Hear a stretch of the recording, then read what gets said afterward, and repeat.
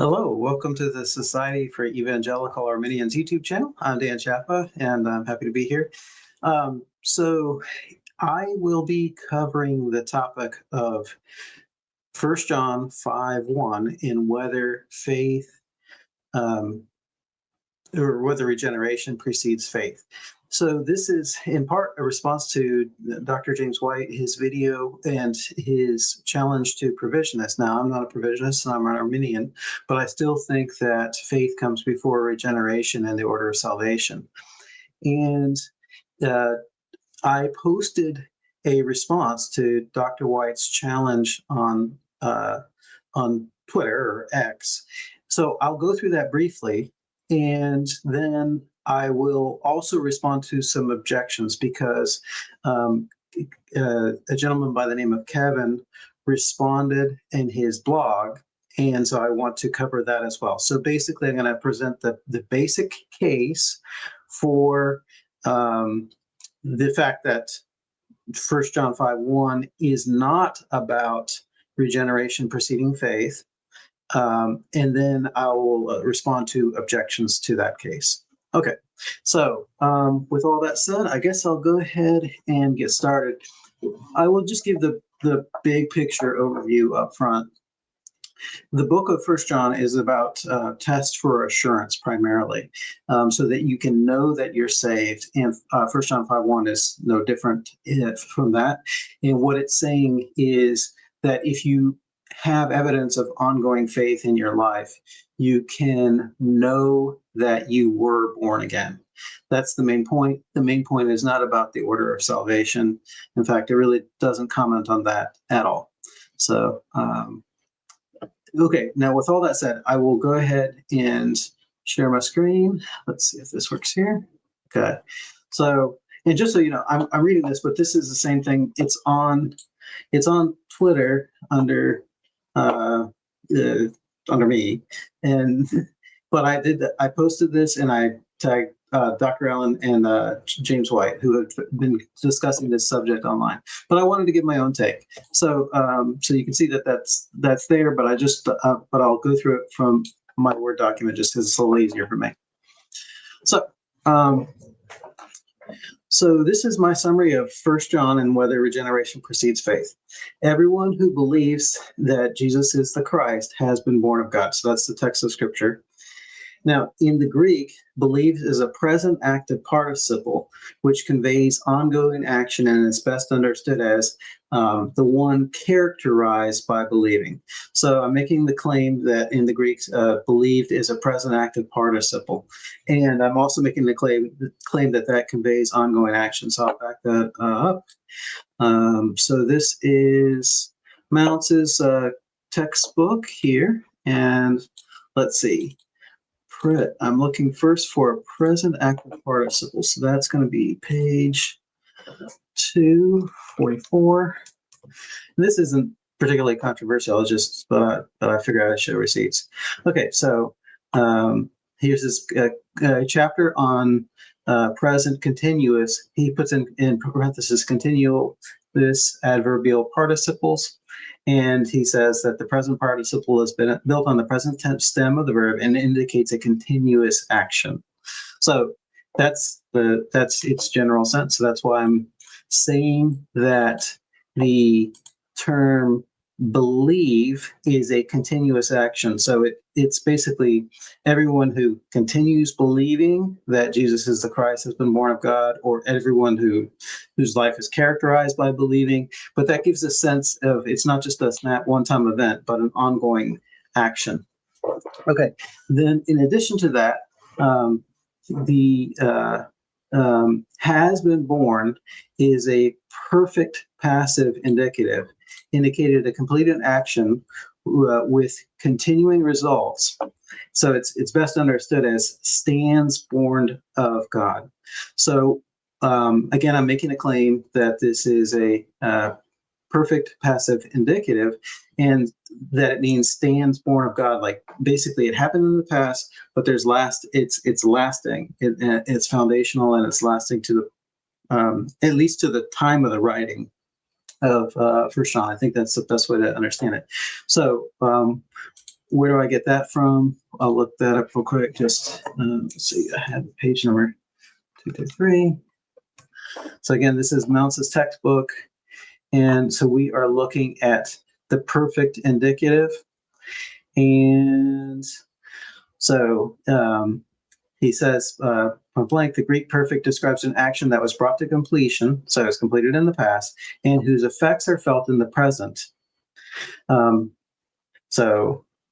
Because it describes a completed action, by implication, the action described by the perfect verb normally occurred in the past. Okay, so that's where I'm coming from. I suppose I should show the verse itself, and that the tenses are in fact present, active, indicative. Or let's see, let's go ahead and take a look.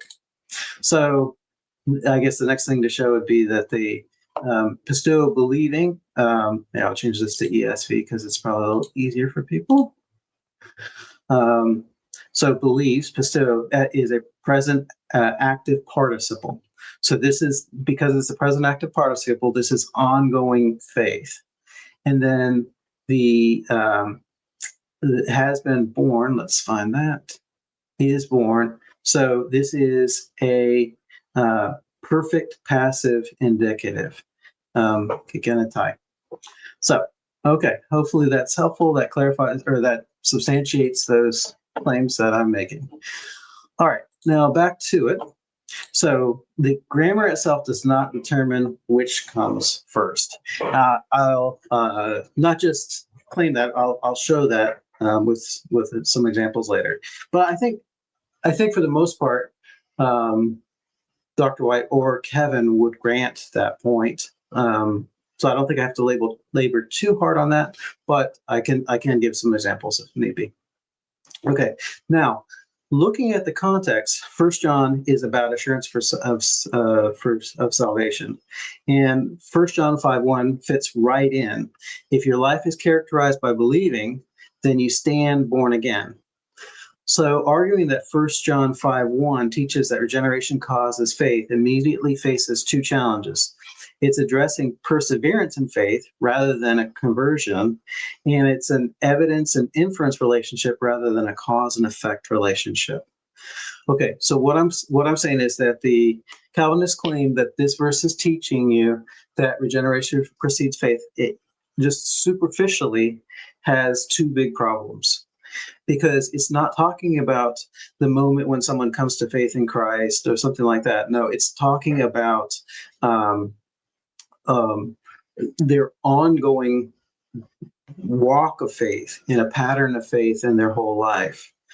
So it certainly seems like they're confusing the initial conversion with ongoing walk. And then the second thing is, because it's a test of assurance. The first thing that John has in mind here is that he's talking about examining yourself and seeing, well, is my life characterized by believing?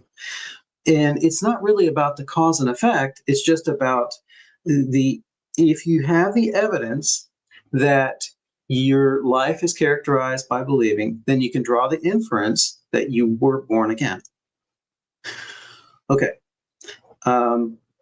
And I see comments coming in, and hey, appreciate this very, very much in the comments. And I will say I'm going to do my best. It's not me and Turretin Fan today. It's just me. So I'll try my best to keep up with comments. I'll certainly come back around to them. But at the moment, I'm just going to just keep trucking. Okay. So that first issue that 5:1 is about perseverance in faith rather than conversion seems like insuperable. I'm not sure how a Calvinist would answer this. I have some suspicions how they might, but I haven't heard from a Calvinist a strong refutation to this point. We'll look at what Kevin had to say in response to that, but in this initial write-up that I did, I just kind of speculated as what Calvinists might say about it, but I just don't know what they would actually say. But I can't see a way they're going to get around this point. So So Calvinists, they might challenge whether the present participle necessarily conveys ongoing action, but that's its normal sense. And I showed that it's its normal sense from Mouse's textbook on Greek grammar. But we could look at examples if we needed to, but I don't think anyone would challenge that.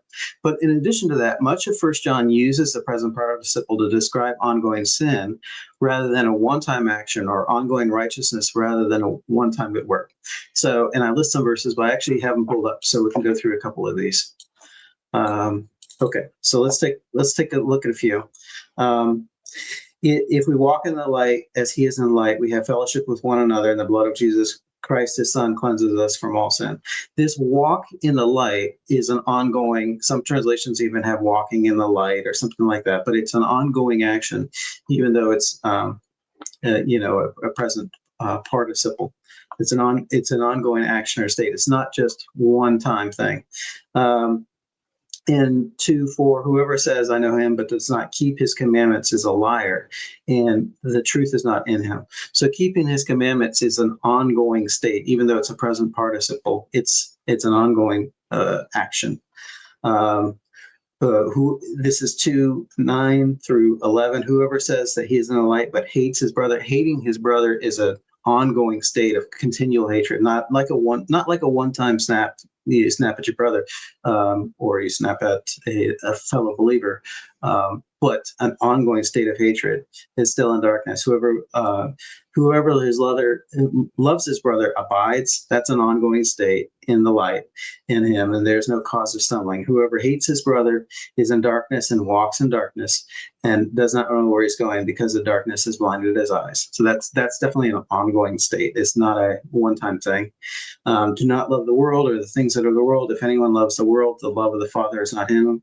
It's not a single instance of loving the world, but an ongoing characterization of a person's life. If you know that he is righteous, you may be sure that everyone who practices righteousness has been born of him. That doesn't mean a single good work. It's a practice of righteousness. It's an ongoing state of righteousness. And then you have the opposite. Whoever makes a practice of sinning also practices lawlessness. These are ongoing states, even though they're present participles. So anyways, hopefully that point is clear. No need to belabor and go through every single example, but I've given a list of a bunch of different examples there. So, so much for trying to argue that it's not an ongoing state. Now, Calvinists could, in another strategy a Calvinist could take, is they could argue that, well, if a new birth causes perseverance in faith, then it also causes initial faith. But the problem is there's a bunch of alternatives here. It could be there's some other cause of the initial faith. And one of the reasons why I take it so asymmetrically is because I think that once we believe, we're born again, but that rebirth changes us radically. Before we hated God, now we're loving God. Before we were, all of our actions were sinful, like mixed bad motives, and just not doing things out of faith, but not doing out of things for the glory of God, out of love for God, and those sort of things. But now that we're believers, we are. So it's a radical change, and part of that radical change on my part is that perseverance is guaranteed. Now, not every Arminian agrees with that, but I do. I certainly hold that. So it does seem to me that we might be able to say, well, there's just a different cause of initial faith than ongoing faith. But in any case, there's many, many, many different alternatives here. But the main point is, look, even if this were true, that you can't establish that from 1 John 5:1 or its context. Where does the text say that since ongoing faith is caused by the new birth, then initial faith is caused by the new birth. It doesn't. So you can't establish that from the text or from the context here. So, so okay. Now the next question is, well, can Calvinists just absorb the charge, and can they just grant that faith is ongoing, but still have their cake and eat it? Can they still say, well, but it still means that regeneration precedes faith? And the answer is no, they can't, because whatever the order of salvation is, so you could say faith precedes regeneration, or regeneration precedes faith. You could say it's a logical order. You could say it's a temporal order. It doesn't really matter, because once you get to the idea of perseverance in faith, that takes time. It can't be just like a single moment in time. No, it has to be a continuous state of believing, and not just it's a life characterized by believing. And in addition to having a life characterized believing, you also have to leave a little bit more time for self-reflection by asking yourself the question, is my life characterized by ongoing faith? And so you've got even more time now. And the fact that you've got this extra time means that you can't you can't say whatever the order of salvation is at the very moment of inception. This passage is talking about a large swath of time, and so you can't get the whole chunk of time behind the regeneration, the single completed moment of regeneration. So let's give an example. Let me see if I can try to make that clear. So let's say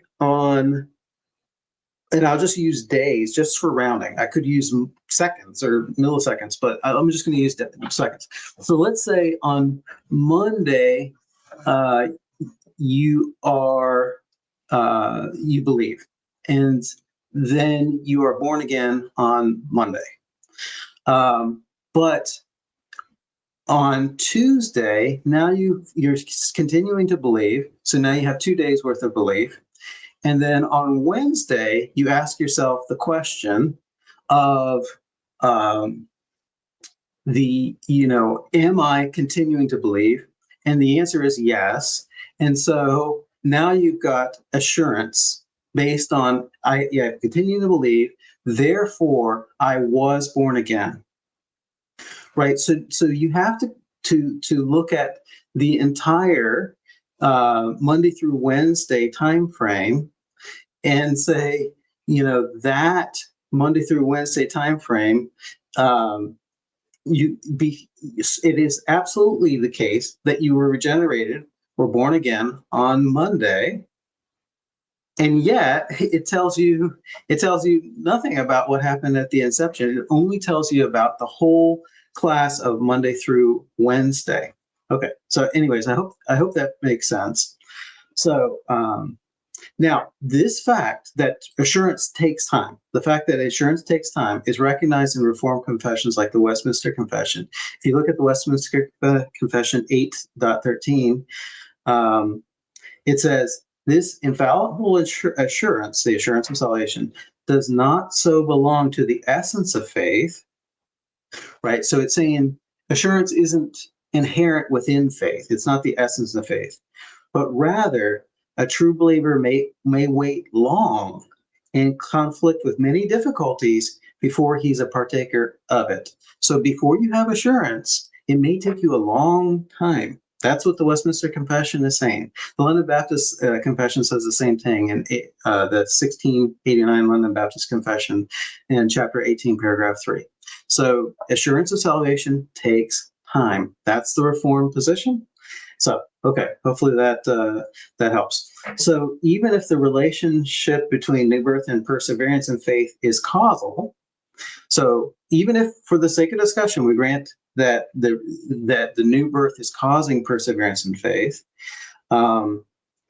it just isn't saying anything about the order of salvation in terms of what happens at the inception of faith. So even if Calvinists can overcome the second challenge. So remember our two challenges that we initially faced. It's addressing perseverance and faith rather than conversion, and it's an evidence-inference relationship rather than cause and effect. So even if they're right about point 2, it doesn't really matter. They have to solve for point 1, that it's a continuous action. That faith here is talking. It's basically talking about perseverance and faith. Okay, so carrying on. So now let's go ahead and look at point 2, that it's an evidence-inference relationship rather than cause and effect. So some Calvinists have insisted that there's an implied causal relationship that makes the test of assurance work. They say it's like they use the analogy, the root bears the fruit. So why does the test of assurance work? Because there's a cause and effect relationship underneath supporting it. That's the basic argument. And they support this with two similar grammatical constructions, 251. So they say, hey, look, there's a present participle with a perfect indicative in 1 John 2:29, which says, everyone who practices righteousness has been born of God. So the practices righteousness is an ongoing action, and has been born of God is perfect, in the perfect sense. So it was completed in the past with lasting results. So, and then in 4:7, in 1 John 4:7, it says, everyone who has been born of God, whoever loves has been born of God. So whoever loves is an ongoing action, and has been born of God, was completed in the past with a lasting state of having been born of God. Okay, so the argument is that we know that we're born again because we see ongoing righteousness and love in our life. But this isn't a coincidence. The Calvinists will say, hey, this isn't a coincidence. They'll say, yes, it is a test of assurance, but why does the test of assurance work? It's because there's underneath there's a causal relationship. The new birth causes ongoing righteousness and love. And as evidence of that, they'll point to 1 John 3:9, which says, no one born of God makes a practice of sinning, for God's seed abides in him, and it cannot keep on sinning because he is born of God. Now, so since the grammatical construction is shared between 1 John 2:29, 1 John 4:7, the point is the same. In 1 John 5:1, regeneration causes righteousness, love, and faith. So that's the Calvinist argument. The grammatical construction is the same.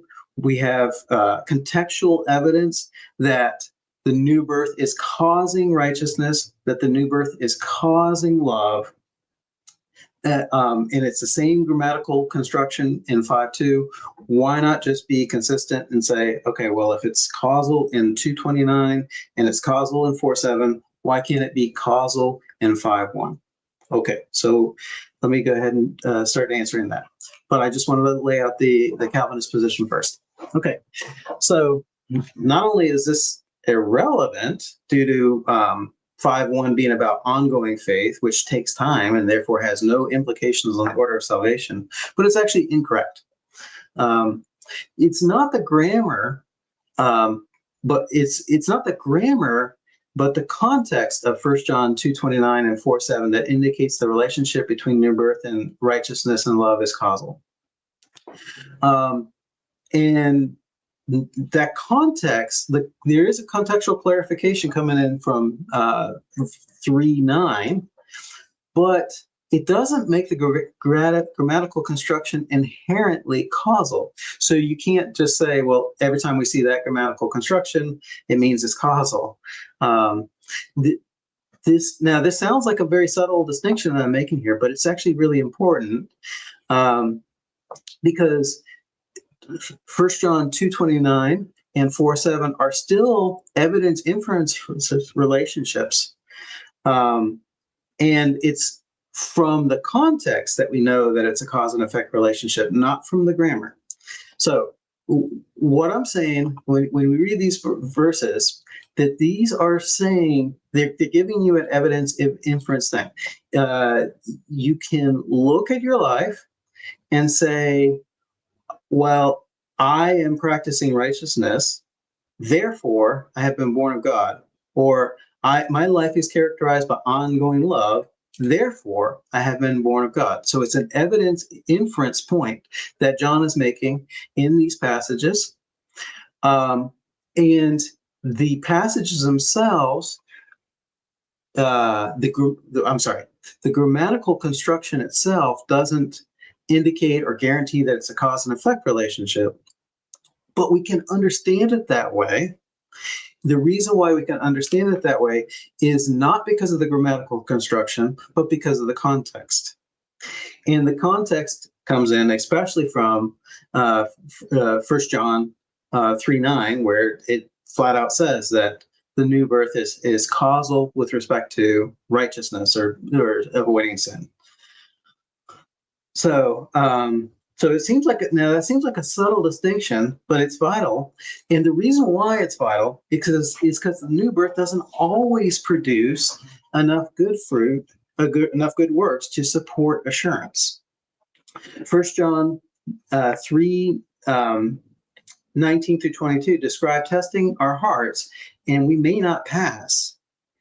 And if we don't pass, we're still saved, but we won't know it. So, and we'll look at the verse in a second. Well, actually, let's just look at it now. All right, let me get the passage on the screen. Where'd it go? I'll pull it. Okay, apologies. My mouse is stuck. Where did my mouse go? Oh, here we go. No? All right, I'm back. Okay. All right. And again, I'll switch to ESV. Apologies for my technical problem. All right, let's look at this. Okay. I'll start with 19. By this we shall know. Wait, what's going on? There. Okay, there we go. Now we got ESV. By this we shall know that we are of the truth and reassure our hearts before him. So here's the way you're going to know that you're saved. You're of the truth of Christ and have reassurance in your heart before God.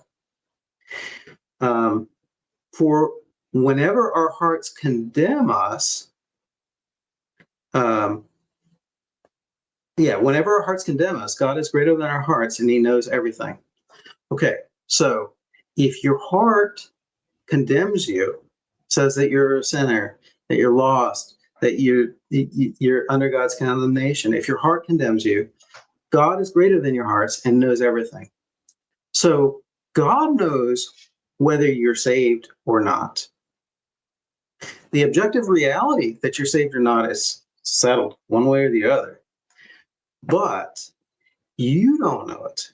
So if your heart condemns you, God is greater. He knows, but you don't know. You don't have assurance.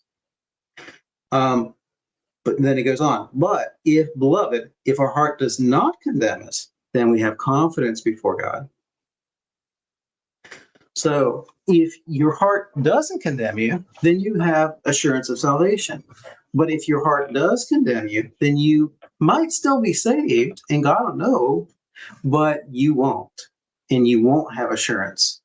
Okay, so now why am I saying that this is so important to understanding, once again, 1 John 2:29 and 4:7? I'll just put this back over here. Okay. The reason why this is so important is because the argument is that 1 John 2:29 and 4:7 is basically directly teaching a causal relationship. Okay, but if the cause, or the new birth, if the new birth isn't always producing enough fruit for you to have assurance, then it's not a cause. You can say that it's got a causal influence. And anytime you actually have righteousness, or you actually have love, it was caused by the new birth.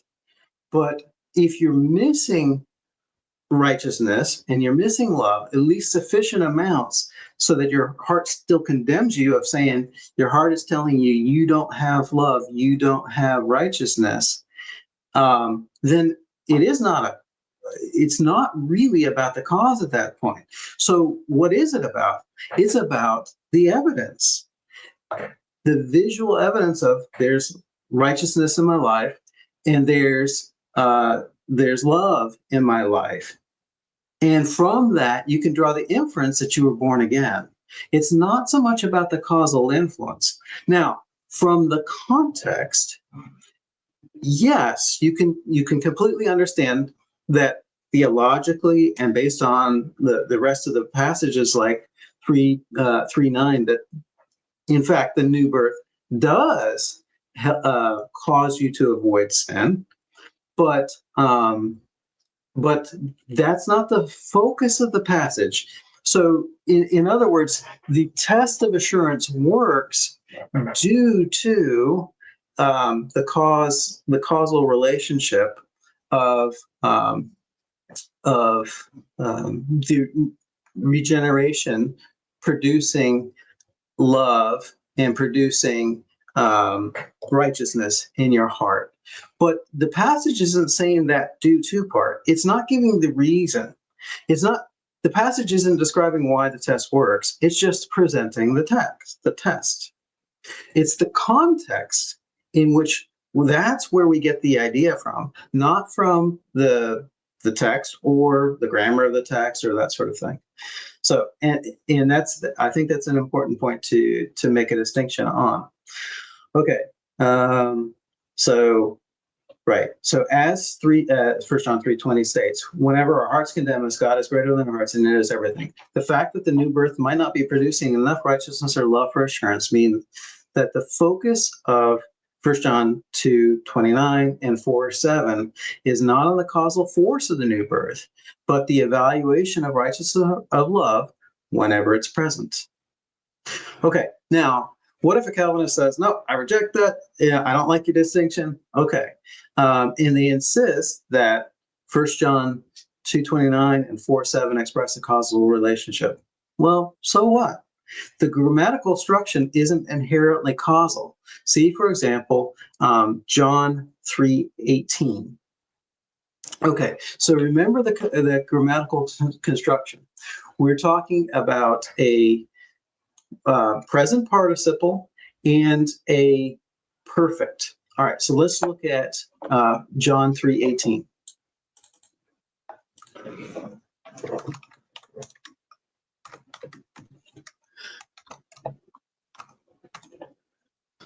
All right. Whoever believes is not condemned, but whoever does not believe is condemned already, because he has not believed in the name of the Son of God. So what's the reason for the condemnation?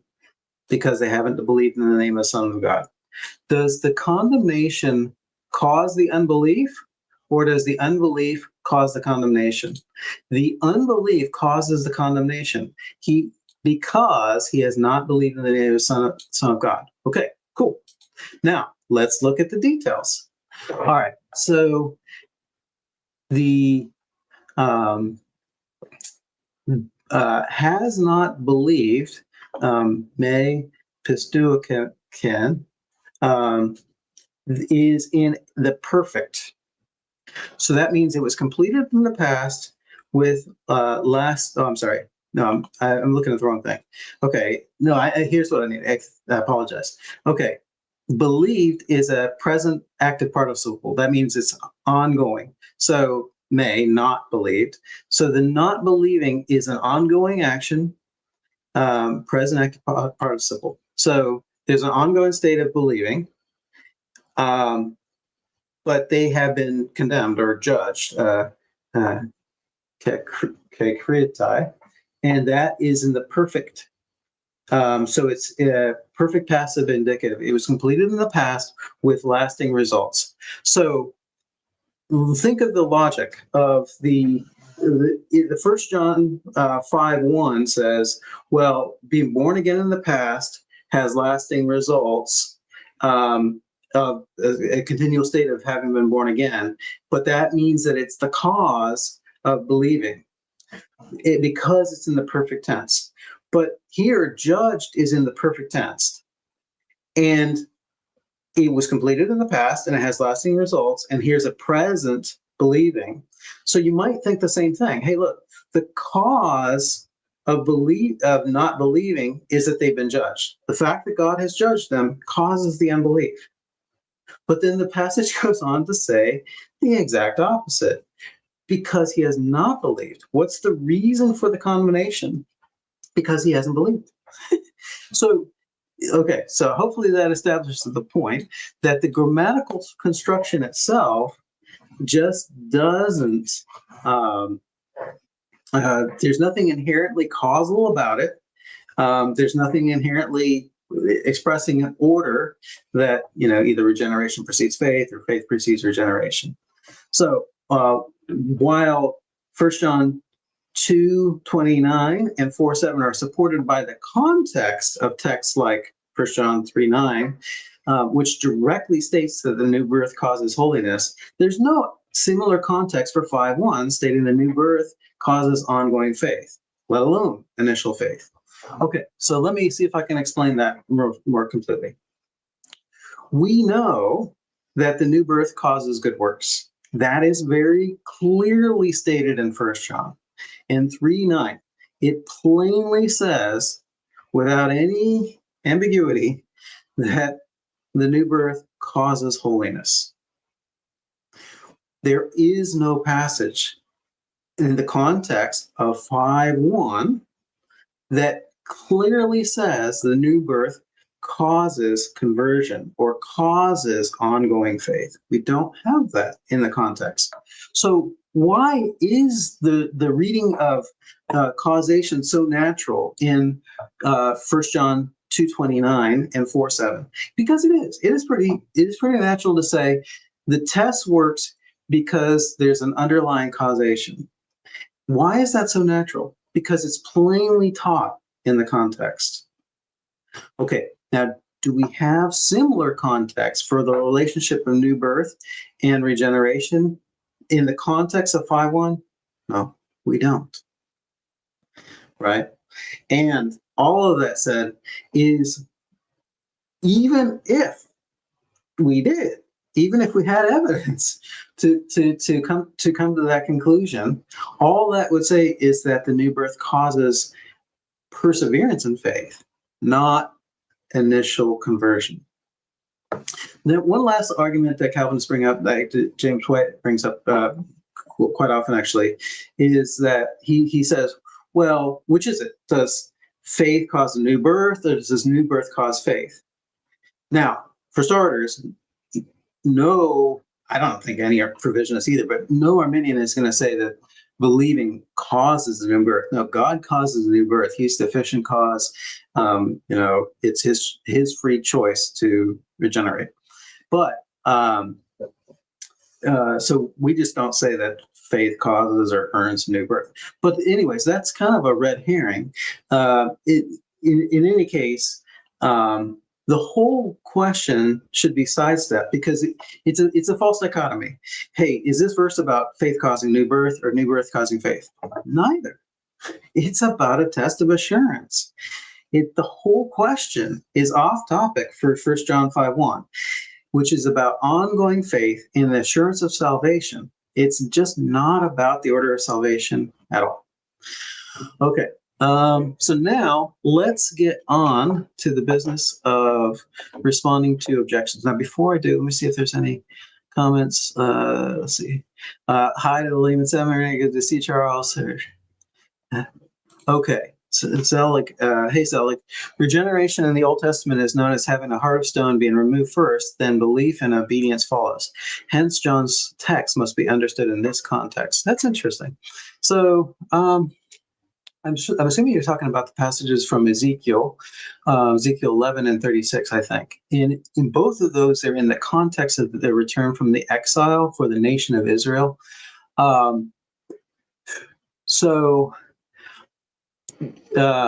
It's difficult to see exactly if that means, if that's like a symbol, the return from the exile is like a spiritual symbol for regeneration. It may be. I don't doubt that it is. I just think I need to see some evidence. But either way, then I think the second question is, well, is that preceded by faith or resulting from faith? So in any case, and then hey, Charles says, heart of stone, in my view, means stubbornness and rebellion. That's also that's also definitely that's also definitely true. So, but okay, so it's back. So I think there's two things. So just boiling it down. One, we know it's about the return of Israelites to exile. We're not so sure that it's a symbol for regeneration, although it could be. And then two, I think we still need to get into the order of which happens first, the heart transplant or faith. Okay, so I will set that aside. All right, so now let's get on to the objections. So these objections, this is a response that was written by Kevin, and I apologize if I mispronounce your last name, Klosski, I think. But anyway, so here's Kevin's article. I'll put this on the screen and make it as big as I can. So this is his response to Dan. And I thank you, Kevin, for the response. Thank you for the thoughtful response. I'm going to try to go through, be as fair as I can, read every word, and just try to respond. I have my highlighting in there, so just when I was reading through, I was just wanted to draw my attention to certain points. But I'll just read through it and just respond piece by piece. So, does 1 John teach that new birth produces faith? This is a response to Dan. So, John does give, and this is, I'm just reading Kevin here. John does give assurance tests, but these tests are based on a root-fruit relationship. In 1 John 5:1, the root is God's begetting, and the fruit is believing. So that's the first thing I probably would object to, because it just doesn't say it, and it's an evidence-inference relationship rather than a cause and effect relationship. So the root causes the fruit, but it's not. Here, it's more like examining the evidence and drawing an inference. That's what's going on in 1 John. So the paragraph 1 John 5:1-5 ties the new birth to overcoming the world, and faith is the method whereby we overcome. I agree, faith is the method whereby we overcome the world. We're going to look at 1 John, the fuller context of 1 John 5:1-5 in detail below when Kevin gets to it. So I'll just hold it for there. But I would just say I agree with him. Faith is the method whereby we overcome.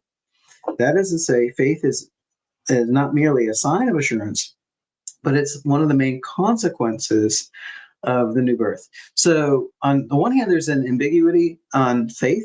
Does he mean conversion, or does he mean ongoing faith? And then there's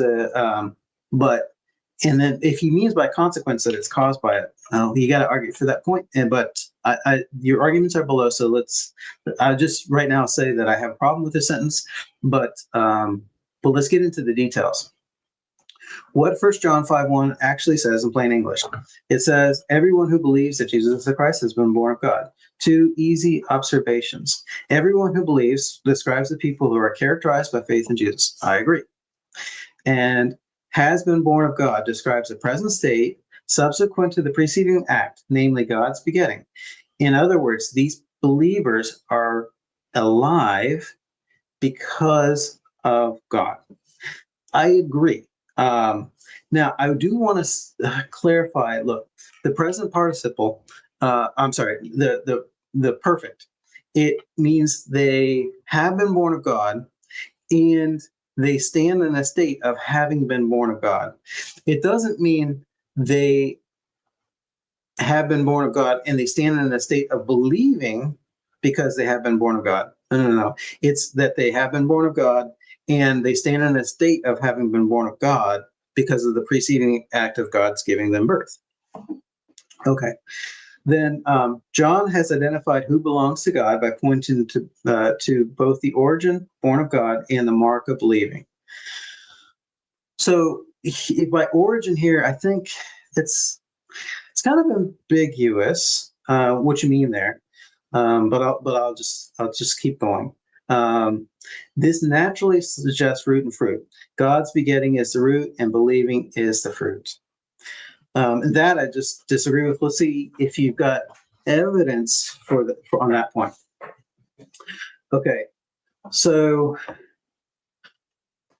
well, actually, so let me just clarify this point of the origin. The perfect tense for has been born of God does point to the origin, right? It points to the fact that you stand in a state today of having been born of God because there was an action in the past that God took to regenerate you, right? So what it does not say is you stand in a state today of believing because in the past God regenerated you.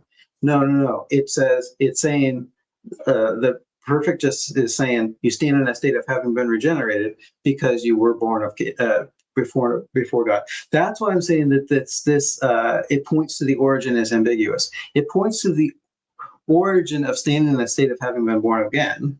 It doesn't point to the origin of your faith. It doesn't. Okay, let's go on. So now he's summarizing. Kevin is summarizing my arguments, and this is part of the problem. Yeah, right. Because this is on Kevin's blog, and my original post was on Twitter. So hopefully, this YouTube video will tie them together. But maybe it just adds a third character. But you don't see my arguments on Kevin's blog, so there can be some disconnect. So hopefully, this will clarify. So. But First John is about assurance, not conversion. Okay, so that's characterizing my argument. And his response is true. First John contains many assurance tests, but that does not negate causation. It assumes it. So I agree. But I think this is ambiguous. Does it assume? So it does assume that there's a cause of faith, because faith is here. Faith is right in front of us. So something must have caused it, but what was the cause? That's the question, right? So yes, it assumes a causation, but it doesn't assume that new birth is that cause. Now, tests are effective only if they stem from a cause. True. John repeatedly appeals to the present characteristics of believing, love, and righteousness as evidence of one being born again, born of God. Yes, as long as you understand that believing is a present characteristic of a person's life. So I agree with that. That is why they can have assurance. No one searches for apples to identify a tree unless apples actually grow on it.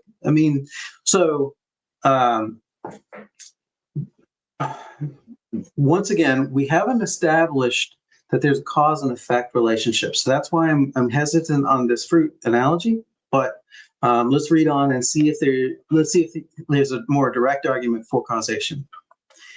So as it states in 1 John 2:29, the one practicing righteousness has been born of God.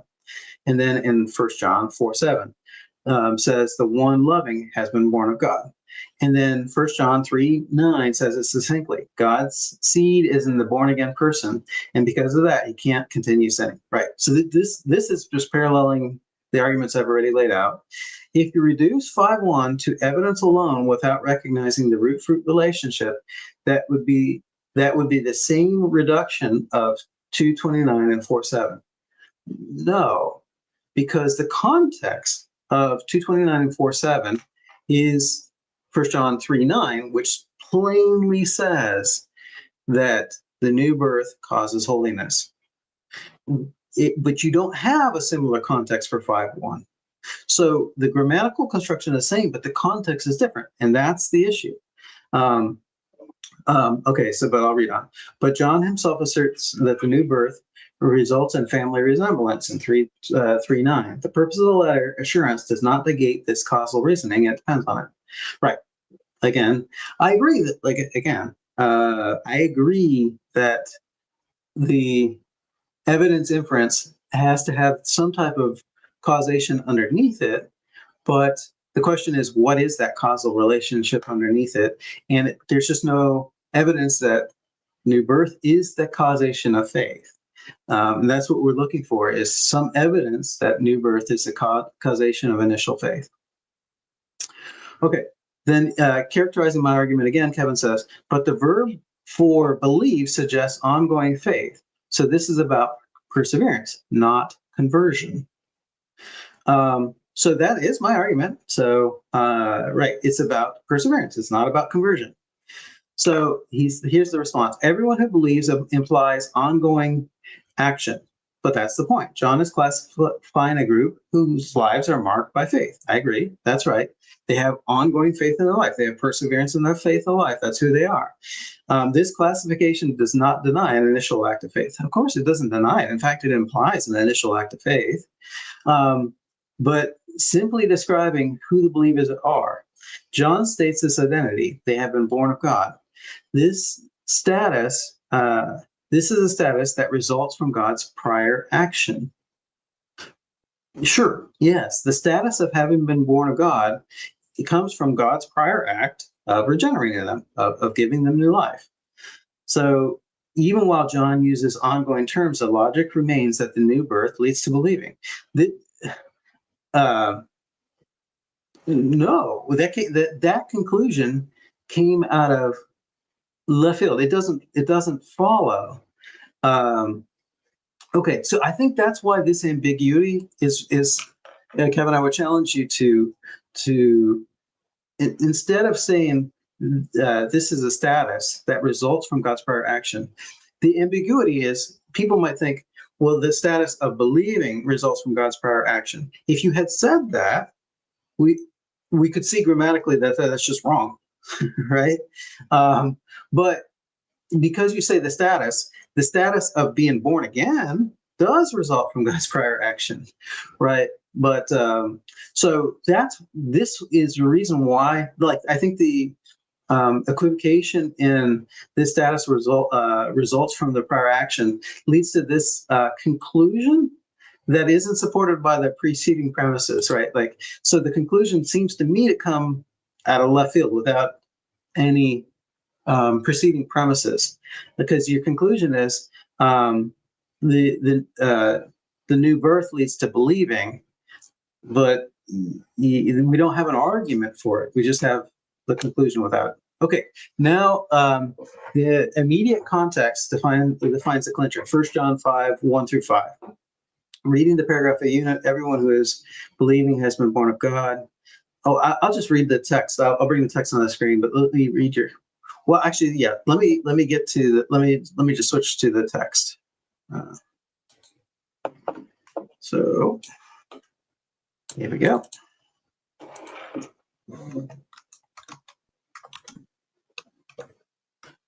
Okay. Everyone who believes that Jesus is the Christ has been born of God, and everyone who loves the Father loves whoever has been born of him. By this we know that we love the children of God, when we love God and obey his commandments. For this is the love of God, that we keep his commandments, and his commandments are not burdensome. And everyone who has been born of God, okay, so that's in the perfect, completed in the past with lasting results, of the lasting state of having been born, overcomes the world. And this is a victory that overcomes the world, our faith. Who is it that overcomes the world except the one who believes that Jesus is the Son of God? Okay, so this idea of overcoming the world, it shows that there's opposition from the world, so that's cool. And then there's a fight, a conflict, and a victory. And the victory is faith. So as you had said previously, faith is the means by which we win. Now, everyone that's been born of God overcomes the world. They go through the conflict, but they win the conflict. And how do they win it? By faith. Now, the direct relationship, though, is drawn between, well, being born of God and overcoming the world. It's not saying everyone who is born of God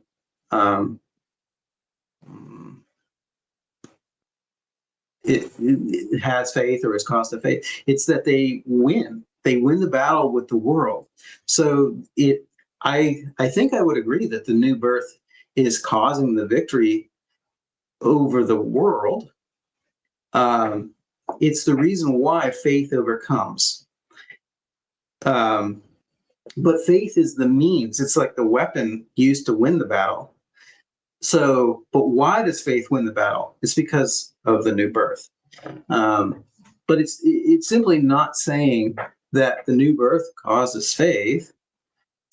Now, in addition to that, I would add that this is still ongoing faith, and it's still talking about perseverance in faith. But I think okay, I'll just leave it at that. Now, I will let's go back to your comments. So John doesn't leave 5:1 in isolation. He ties birth to overcoming, and says that it's the faith is the method whereby we overcome. The overcoming happens. I agree. Right. So the new birth is tied to overcoming, and faith is the method. It's the weapon which to win. In the same paragraph, he readily connects new birth with faith. No, he connects the new birth with overcoming. Faith is the means of overcoming, but the new birth is connected to the overcoming, not to the faith. This is more than an assurance only and presents faith as a result of having been born of God. So no, it does. It just there's no where in there where it does that. Okay, actually, I want to go straight through the document, but I'm going to jump down because you comment on 1 John 5:1 through 5 in one of your appendixes also. So let me see if I can find it real quick. We can deal with that. Okay, here, the intermediate bridge inside 1 John 5:1 through 5. Dan claims that there's no logical tie between birth and faith, but John provides one. Everyone born of God overcomes the world. Overcoming victory is our faith. The overcomer is the one believing. That's the paragraph level argument. Birth overcoming faith. You don't need a grammar chart. You need to read the 5 verses. Birth overcoming faith. I think that order is wrong. Maybe it's more like, because faith is the means by which we overcome. But you already said that. So this, I don't know. Maybe I don't want to read too much into this. But if by this order you mean that overcoming produces faith or comes before faith or something like that, it's the exact opposite. Faith is what is the means by which we win. It's the weapon we use to win. Okay, so hopefully that clarifies my position there. Okay, so going back into the order. Okay, so that now back to characterizing my arguments. But the causation of 229 and 47 comes from the context, not the wording itself. There's no similar context in 5:1. Yeah, exactly. Okay, good. Thank you for capturing my argument correctly there. I appreciate that. So you've acknowledged that in 229 and 47, the context confirms a cause and effect relationship. New birth leads to righteousness and love. Yeah, that's true. Good. Okay, so we're on the same page. Now see that 5:1 through 5 provides its own context. New birth leads to overcoming, and overcoming occurs by faith. The same letter teaches the root fruit idea right where it says it does not. If there's a root fruit idea here, it's new birth to overcoming, not new birth to faith. Faith, again, is the means. You see, you said it yourself. Here, where is it? Faith is the method whereby we overcome. So anyways, okay. Okay, I'm sorry. Let me see if we can find where we were. Okay. Okay, point 2. Even in those instances where John's purpose is pastoral assurance, I think that's the logic of his identity statements are the same. He indicates a present characteristic of a group and gives that group a God-given origin, has been born. Okay, again, origin is ambiguous. It's not the perfect indicates that the origin of the state of having been born again is God's action in the past. But it's not saying that the new birth is the origin of faith. It's saying that the new birth is the origin of the state of having been born of God. So in the same way, these characteristics function as grounds for assurance because they derive from the root. Again, so this part is just being assumed. What's the reason? But yeah, just recall the broader argument. There is a reason from the context that why we can understand that the tests in 229 and 47 function because the new birth causes holiness. But there's no similar context to 5.1. The context of 5.1 does not teach us that the new birth causes faith. Where's the evidence from the book of 1 John that the new birth is the cause of faith? It's just not there. Okay. What about 1 John 3:19 through 22? Sometimes the fruit appears to be too weak for assurance. The passage comforts sensitive consciousness. If your heart condemns you, God knows everything. It's about assurance, not about the cause failing. Not about the cause failing. It's about assurance, not about the cause failing. The new birth does not give rise to sufficient holiness or sufficient works for people to have assurance all the time. Believers sometimes have doubts. They might actually be saved, God knows, but they don't know. So because we experience doubts, now, you don't obviously fault the new birth. You fault their sins, but you're right that it's their fault for having sinned or something like that. But the question is, okay, so the new birth is not producing enough fruit for them to pass the test of assurance, and therefore they have doubts, and they don't have assurance. So that's why it's not about the causation of the new birth, because when there's not fruit, then there wasn't a cause of fruit because there is no fruit. So it's not about a causal relationship. But when you do have fruit, then you can evaluate it and say, yep, I've got love, I've got righteousness, my heart doesn't condemn me, and then you can have assurance. Okay, so it's about the evidence inference, not about the cause and effect relationship. Kevin goes on. John can both encourage self-examination for fruits of assurance, of fruit for assurance, and insists that God's begetting truly produces family likeness. Weak fruit reduces assurance.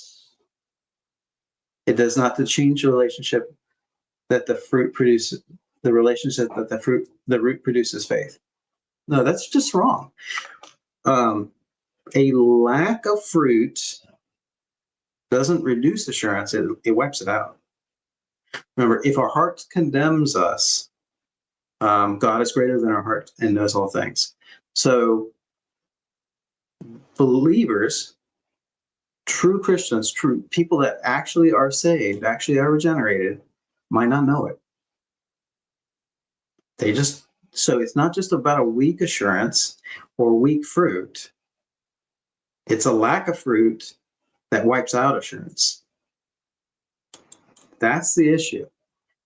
And if once you square with that, then you should realize, wait a minute, so it's not about the cause and effect relationship, it's about the evidence, that outcome. And that's where we need to focus on. Okay. Now, John, this is, again, summarizing my argument. John 3:18 shows the same style without causation. It doesn't.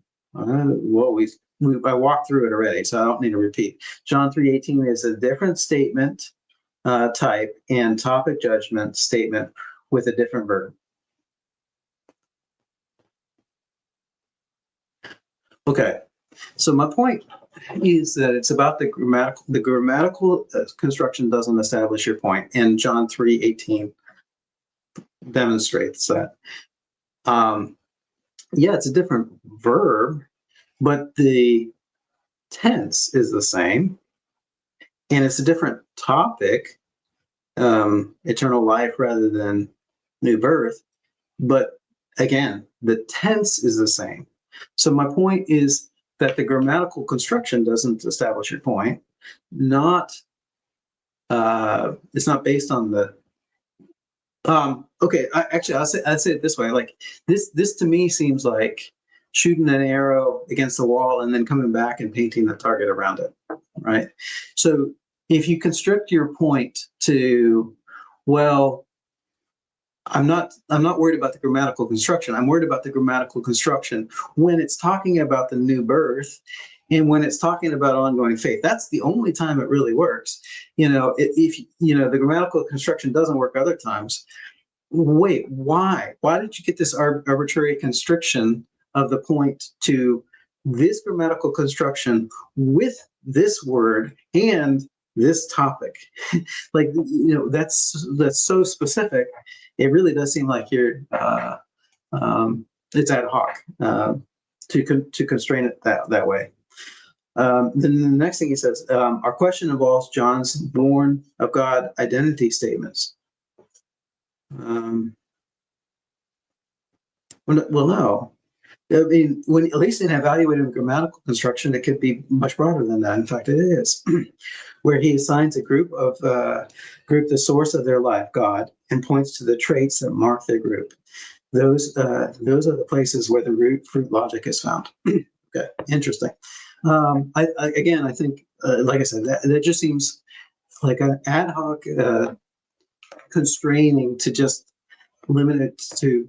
Not only is it the grammatical construction, but the grammatical construction with this word and this topic. Like, okay, okay, fine. But I think at the end of the day, Kevin and I would probably have to.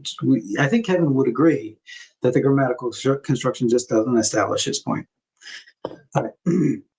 Now, the wider joining pattern points one way. So this is not a summary of my argument. This is a summary. This is Kevin is bringing in a new argument. There's a broader pattern in John.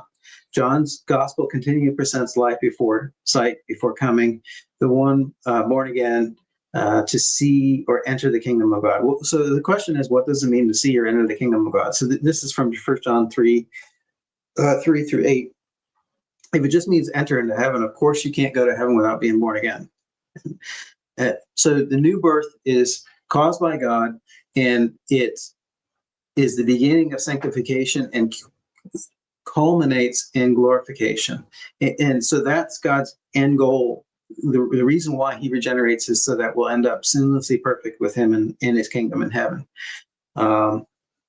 So I think Kevin is maybe looking at this and saying, well, the kingdom of God means salvation rather than going to heaven. I'm not sure why. It certainly seems like it would be either the millennial kingdom or going to heaven itself. But I would need a further argument from you as to if you think the kingdom of heaven means faith, or if you think it means, yeah. So I think that's what you would have to argue, Kevin, is that the kingdom of God means faith. Or maybe you'd have to argue, okay, seeing the kingdom of God is equal to faith, or something like that. But anyways, why? What is the reason? What is the reason that we should take the kingdom of God as salvation rather than either the millennium or heaven? Okay. Now, the next phrase, no one can come or believe unless the Father draws, teaches, or grants. Yeah, of course, right. That's plainly taught in John 6. But what's the reason to think that God's... See, this is the thing.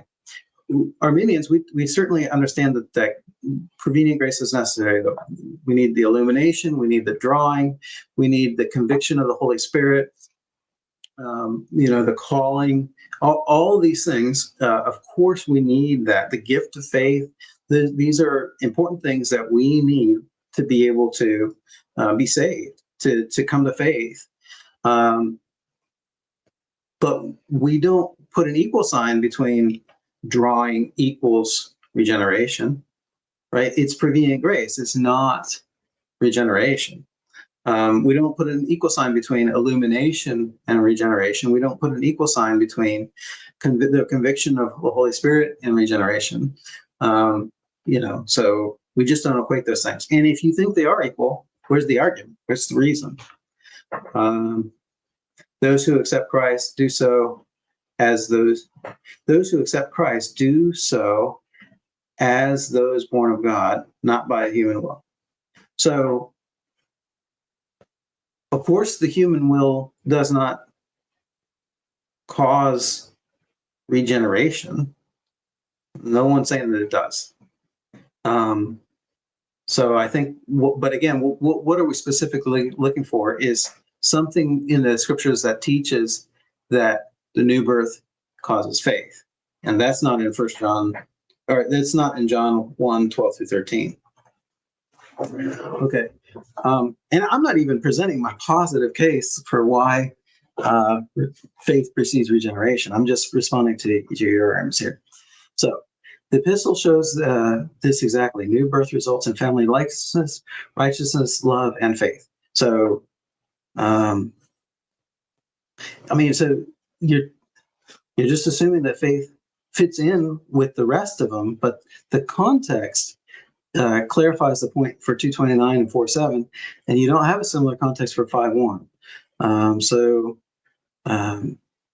Produce it if you got it. But it's 1 John 5:1, taking its context of 5:1-5, fits the pattern effortlessly. Again, I think the issue there is you need to understand that what you have yourself said is that faith is the weapon that wins that victory, that overcomes. I think once you have that, you'll see that you'll see the issue. The passage is not saying the new birth causes faith. It is not even saying the new birth causes perseverance in faith or initial faith. It's just not saying that. It's saying that faith is the instrument by which we win, by which we overcome the temptations of the world, Satan and devil, and everything else like that. There's more on that. I could say a lot more on that if I looked at the passages from Revelation, because there's a lot of overcoming passages in Revelation in the early letters in chapter 2 and 3. But you can see, you'll definitely see the point. It's like overcoming temptations and sin in the world and the flesh and things like that. Okay. Alrighty. So bottom line, yes, First John provides assurance tests, and yes, those tests assume causation. John identifies the group, those that believe, and gives the group God-given origin. They have been born. So again, the God-given origin of the state of having been born again, not the God-given origin of faith. Further, in the context of 5:1, he links birth, overcoming, and faith. Links them how? The birth is certainly connected to overcoming. The birth is not said to be the cause of faith. It's faith is the cause of the overcoming. So making faith not just a sign of assurance. So what kind of faith? Because, okay, overcoming is perseverance in faith. It's by persevering in faith to the end. and for the whole church to the end of time. The perseverance of faith to the end of time is what's going to finally win the victory. We have little victories all the time, and there's certainly places in both Revelation and First John that say that. But the big victory that is by faith. So when you say making faith not just a sign, do you mean conversion or do you mean perseverance in faith? But then you go on to say, making faith not just a sign for assurance, but a product of the new life God gives. It just doesn't say that. Where in the text does it say? It doesn't say that. Okay, because right. Okay. Thus, 1 John 5:1 does not stand in isolation of some new kind of flowchart of order of salvation taken in its paragraph. And in John's larger theology, it supports a straightforward claim: new birth precedes and produces faith. I think we've seen that's just not supported by the text. It's just not there. All right, let's read through the appendix. The Westminster Confession. Dan quotes the Westminster Confession 8:13. Assurance isn't the essence of faith, and it can grow steadily. To make 5:1 about assurance. So what was my purpose of quoting it? My purpose of quoting it is to show that Calvinists agree that assurance takes time. It's not instantaneous. You don't get assurance the moment you believe. Now, let me explain why. Why does that matter? Let's say assurance was part of the essence of saving faith. Okay. If that were true, that if you believe for 1 second, you have assurance for that same second. In that case, then I think your argument would hold up. Because the perfect act of having been born again, if we press the grammar to say that precedes faith, then I think you've established your point. So the test of assurance could be dealing with that first second of faith, but that first second of faith is the same second of initial faith, and it was preceded by regeneration. Then I think you do have your order salutis there.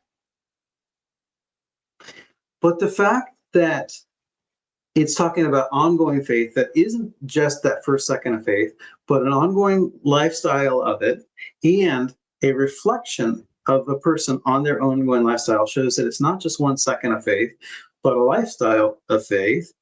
That's what means that you don't have your order of salvation, because now you've got to deal with not just that first second alone, but it's absolutely true that let's say I'm on my deathbed and I look back at my life and say, well, yeah, I've had ongoing faith.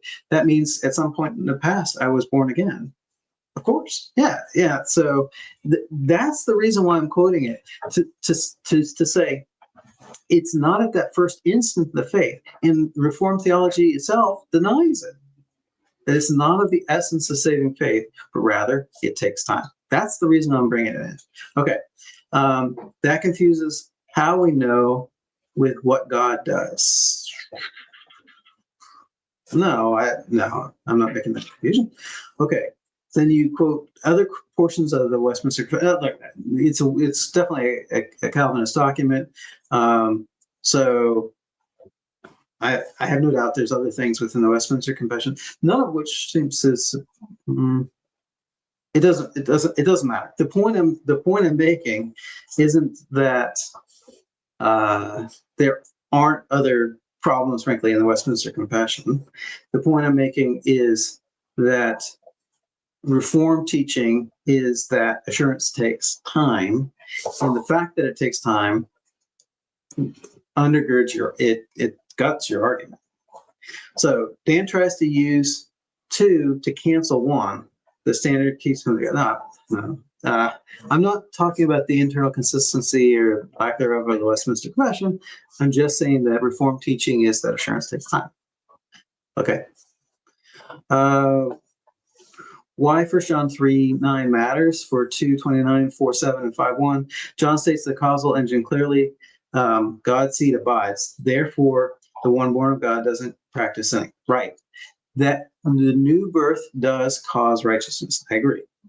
The one sentence explains what the born of God identity claim means in 2:29, 4:7, and 5:1. Look, if 1 John 2:21, 3:9 not only said that the new birth causes you to avoid sinning, but it also causes you to initially believe, I would agree with you.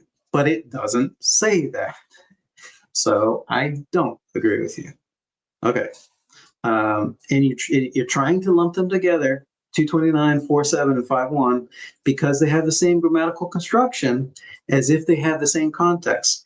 They do have the same grammatical construction. They do not have the same context. Okay. Anyways, hopefully I've made my point. We already covered 1 John 3:18, so I won't touch on that again. Ongoing faith doesn't sidestep initial faith. I think we already covered that too, but I'll just read through this. The label "those who believe" at this point is simply a class of identification, whereas the question is why they believe at all. No, this is the problem, Kevin. This is the problem.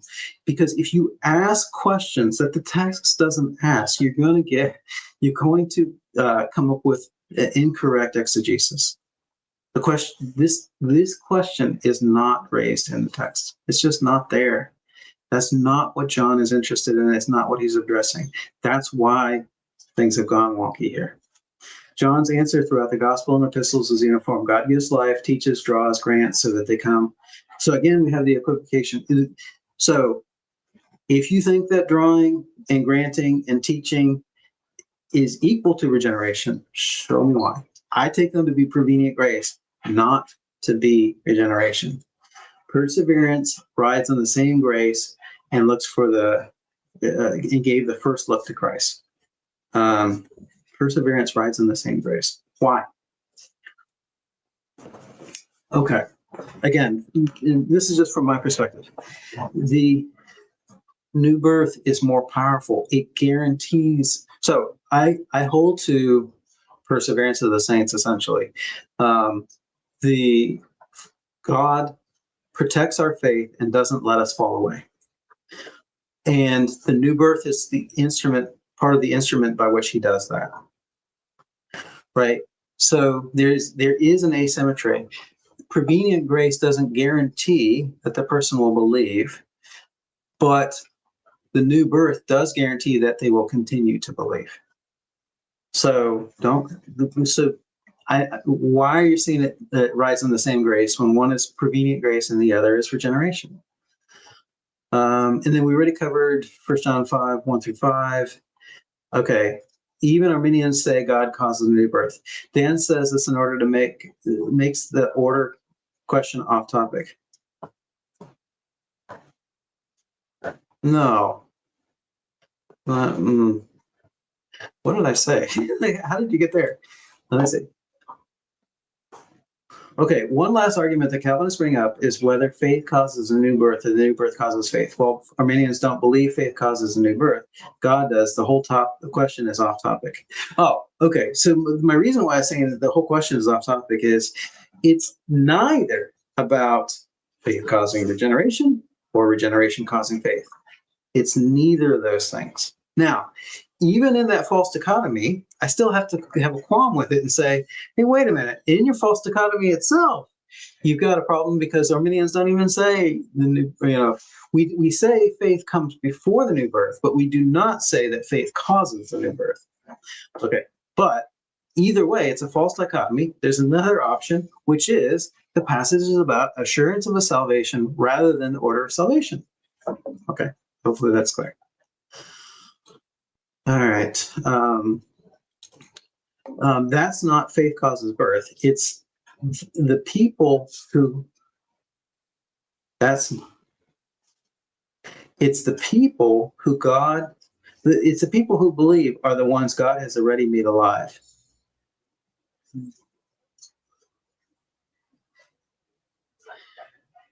Yes, if you mean by ongoing faith, that is true. If you mean initial faith, then no. But if you mean ongoing faith, yes. John's gospel supplies the same direction. Okay, we talked about John's gospel elsewhere. Okay, practical takeaways for assurance. John's tests are pastoral. Look for faith in Christ, love of God, and people, in a life turning to righteousness. When these are present, they assure you because they're fruits of God's begetting. They seem weak. When they seem weak, assurance wavers, but the cause hasn't changed. Well, I think we covered this already, but it's not that they seem weak. It's not like the fruits seem weak. It's that you can't see them at all, and your heart condemns you, and assurance doesn't waver. It's gone. But the cause hasn't changed. The new birth hasn't changed, but the new birth is not currently causing sufficient fruit to produce assurance, because sometimes believers, true believers that are born again, that are saved, do not have assurance. And that's what 1 John 3:20 says. So bottom line restated, 1 John 2 is about assurance, yes, but assurance rests on a cause. Agreed. But what cause? John's born of God lines in 2:29, 4:7, and 5:1 rest on the same engine he states in 3:9. No, they don't. 3:9 does not say that regeneration causes faith. It does say that regeneration causes righteousness and causes love. It does not say it causes faith. Therefore, the context for 5:1 is different than the context for 2:29 and 4:7. And the grammatical construction alone does not win the day. Okay, for your case, for the case that regeneration precedes faith or causes faith. All right. The paragraph of 1 John 5:1-5 links birth with overcoming and overcoming with believing. Sort of. Yes, but it doesn't say that the new birth causes believing. The Westminster keeps the category straight. New birth produces faith. All right. Assurance may come slowly. So 1 John 5:1 doesn't give a stopwatch. 1 John 5:1 doesn't give a stopwatch. 1 John, I mean, honestly, if you thought of it as a stopwatch, it might actually would help you out. Okay, so let's go through this one more time. So, if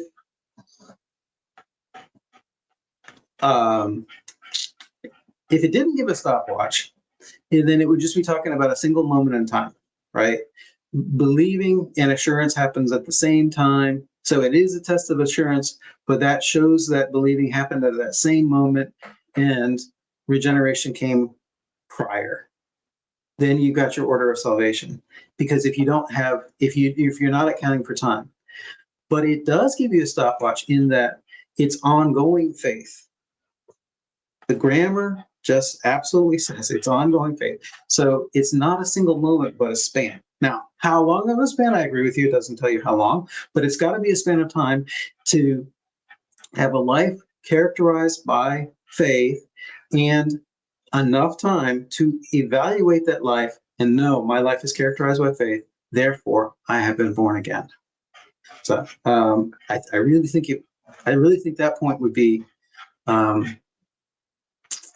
very helpful to wrestle the ground, Kevin.